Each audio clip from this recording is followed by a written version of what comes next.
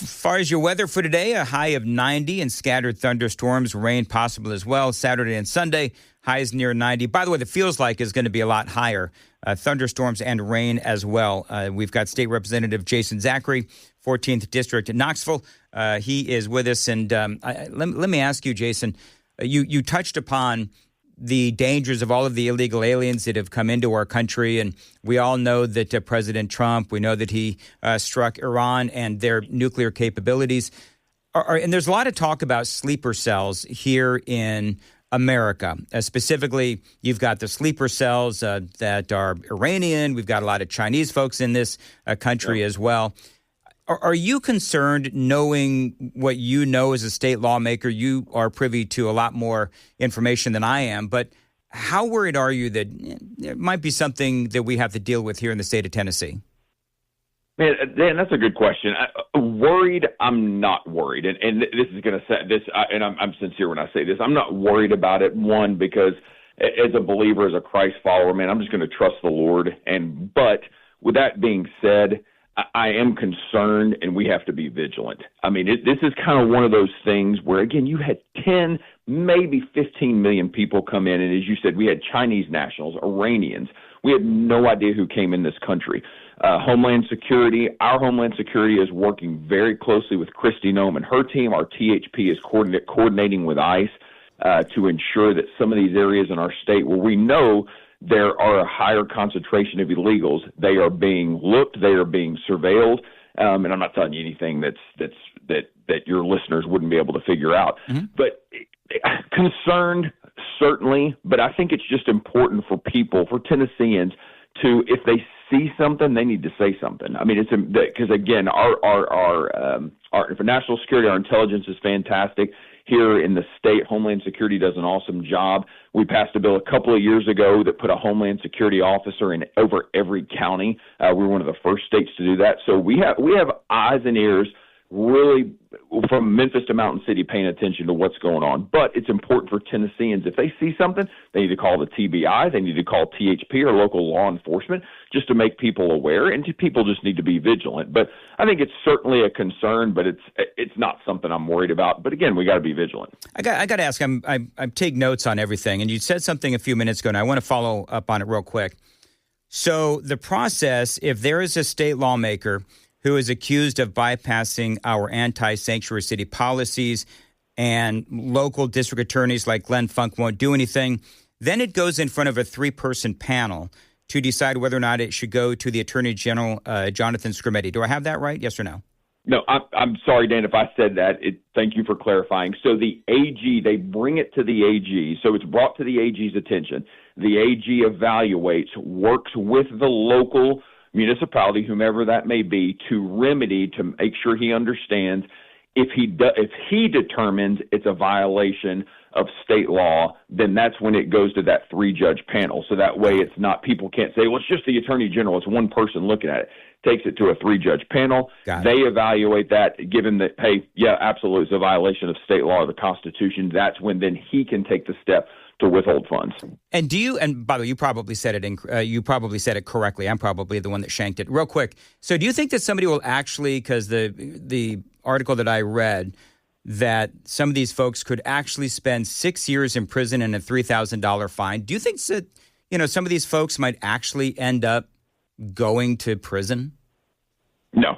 Why? Because, again, it's most of our colleagues on the other side of the aisle, it's just bluster. Yeah. But, man, when you're confronted with jail time, they're at least smart enough to know not to take that step. And the whole thing with all this, Dan, is, man, you don't want to commit a felony, then don't vote on sanctuary city policies. It's like really easy. You don't want funds withheld. Don't violate state law or the Constitution. Man, it's easy. It's easy. And so, again, it's something, do I think anybody will actually go to prison? No. But if they're stupid enough to violate state law and commit a felony, that what they knowingly know is a felony, I can promise you, General Skrmetti is a pit bull. He's one of the best AGs in the country, and he'll go after him. I can promise you that. I'm a big fan of General Skrmetti, as you say, and you're right about the Democrats. They are extraordinarily performative. It drives me nuts. But as you and I know, in not only in Tennessee, I'm sure, but all across the country, you do have these folks that will vote for anti-sanctuary city policies that they try to disguise as one thing, but it's really another. They'll say, well, this is an anti-sanctuary city. This is something else. But when you look at ultimately what it is, then, yeah, it is actually, they are violating state law. They're just trying to call it something else. And so I very much appreciate you joining us, Jason Zachary. And if anything else happens to develop out of these lawsuits that are being filed, will you let us know and keep us updated? Will do, Dan. Thanks so much. All right, man. Have a great day and have a great weekend. It is 6:51, Nashville's Morning News on Super Talk 99.7. All right, Joan Jones, what do you got for the news coming up at 7? Well, wait till you hear the new rule that the Trump administration will put into motion today, and it is sure to earn a few lawsuits. Also, the city of Sparta is about to make itself MAHA approved. We've got those stories and more coming up here at 7 o'clock on Super Talk 99.7 WTN.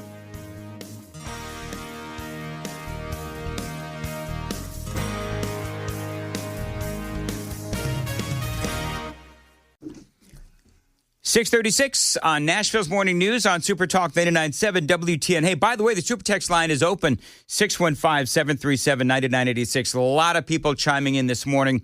As always, thank you very much for that. Now, we've got State Representative and Deputy Speaker Jason Zachary with us on the Newsmaker Hotline.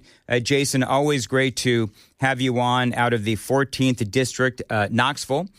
And so apparently what's happened now, and we covered this bill that has been passed. Let me get through this. It's a bill that would make it a felony for local officials to vote in favor of policies that could be seen as creating sanctuary cities. Now, you folks in the state legislature, you passed that. Well, now there's a lawsuit that has been filed not only by the ACLU, but also members of the Metro City Council.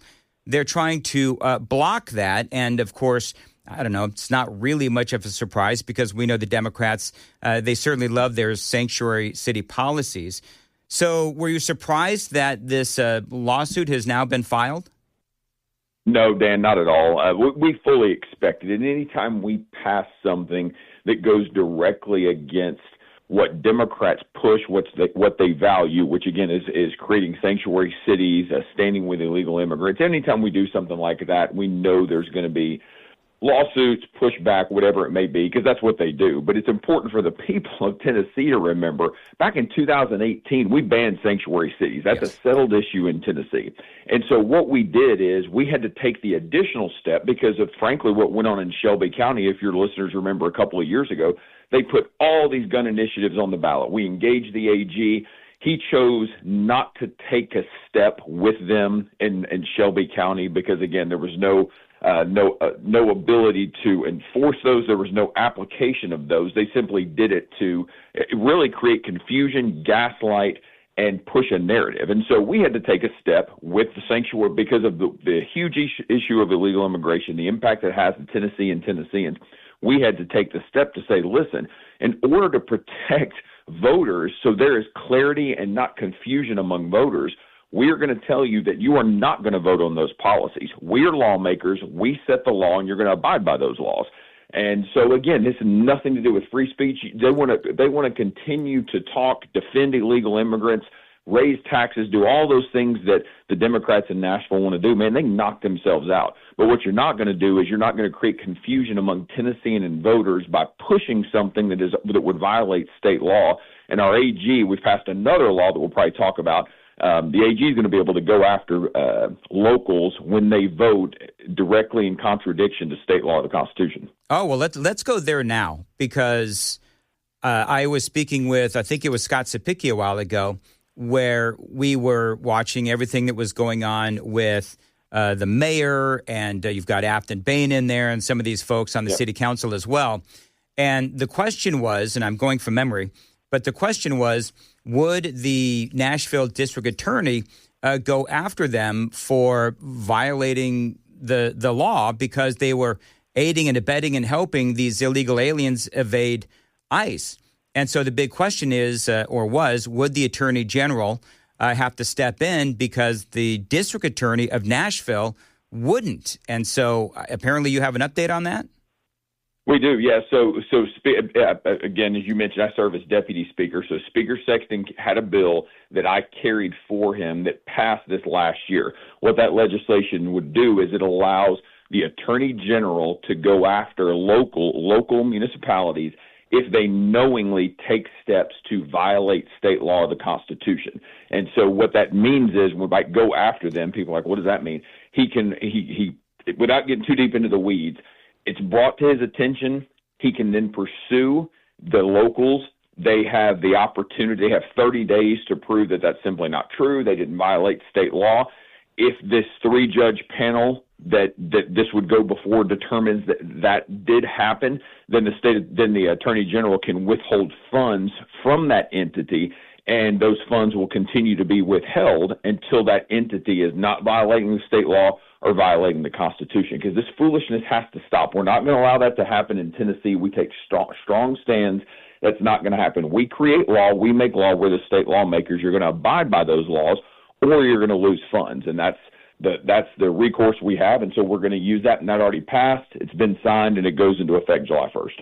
So I want to know if you can do that retroactively. So in other words, we all know what happened when ICE was here, and we all know what Afton Bain did. We all know what the mayor did and some other folks. So it's clear that Glenn Funk is, Nashville District Attorney Glenn Funk isn't going to do diddly or squat. So can you look at this retroactively at what they did and go after them? Well, man, most things we do, they are not retroactive. You can't look back, but this is still ongoing. I mean, it is egregious what the mayor has done, and I'll touch on that just real quick if you don't care, Dan. It's egregious what was done. I popped him initially with that press conference he did, what's it been, a month ago, because what he did, he gaslighted the people of Nashville. Because I talked to a representative of the mayor. I did not talk to the mayor. I talked to a representative of the mayor.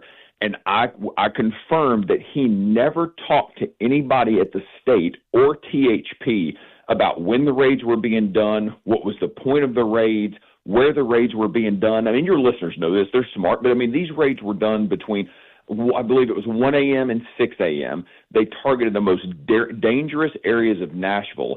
And everyone who was pulled over, it was for probable cause. I mean, they got DUIs. They got broken headlights, people running stop signs.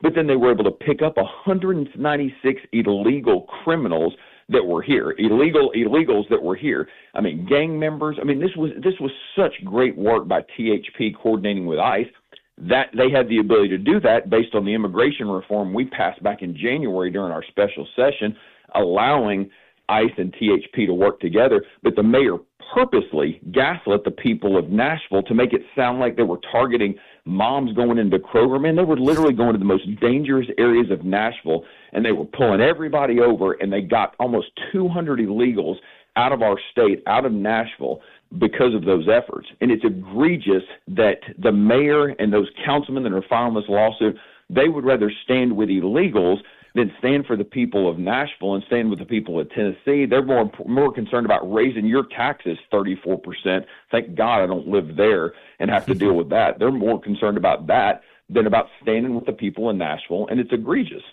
State Representative Jason Zachary joins us out of the 14th District, that's Knoxville, and there's a lot to unpack with all of this, and I've got a lot of questions. But let me ask you, part of this conversation has been that we have some of these NGOs, some of these organizations here in Tennessee, here in Nashville, that have been utilizing money, federal grants, to aid and help these illegal aliens. And so is there anything that you folks can do in the state legislature, or have you done, to stop that and hold them accountable? Because there was a story a while back, I think it was in the Tennessee Star, where they couldn't even tell you exactly where that money went. Right. Yeah, we have. We've passed, and Dan, forgive me, because it's been a while since, it's probably been a couple of months since I've looked at the bill that we passed, but we had an anti-smuggling bill that we passed. We also passed a bill related specifically to NGOs that they could not profit on the movement of illegals. And then, man, a year or two ago, we did something with licensing and licensure of these NGOs. And so it's still an issue. And the challenge, man, and your listeners know this, I mean, we as the legislature, we're not perfect, but we try to get out in front of so much of this. But it's like whack-a-mole. We hit one thing and then 6 other things pop up. And so right now, with these NGOs, we've taken a couple of swings at it and we've made an impact. But it's something that we're going to have to continue to do. But it's important to remember that President Trump, back in, I believe it was in December, President Trump had the Republican governors to Mar-a-Lago, and he said, join me. I need you out of the gate to pass legislation to allow you to work with ICE, to allow your locals to opt into 287G so they can work with ICE. In Tennessee, Florida, and there was one other state, maybe it's Arkansas, I'm not sure about the third state. We were the first states to do that and join President Trump. So we have made this a priority in Tennessee, and we've got a couple other pieces of legislation we're working on for next year, next January, to continue that step because, again, Biden let 10 million people into this country. And with what's going on overseas and just concerns about, terror cells, things popping up, we got to continue to take strong steps and lead and be assertive in this, and we're going to do that here in the state. Jason, I've got a couple of more questions for you. Hang tight. I've got to check traffic real quick on WTN.